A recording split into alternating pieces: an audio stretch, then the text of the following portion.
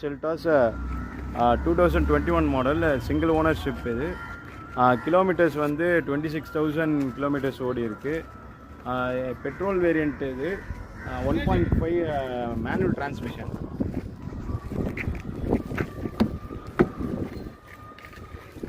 உள்ள நல்லா தெளிவாக இருக்குது. ஃபுல்லாகவே வந்து சீட்ஸ் எல்லாமே லெதர் சீட்ஸ் தான். உங்களுக்கு வந்து ஏர் பேக் 2 கொடுத்துருக்காங்க. உங்களுக்கு குவாலிட்டி வைஸில் எல்லாமே சூப்பராக இருக்குது.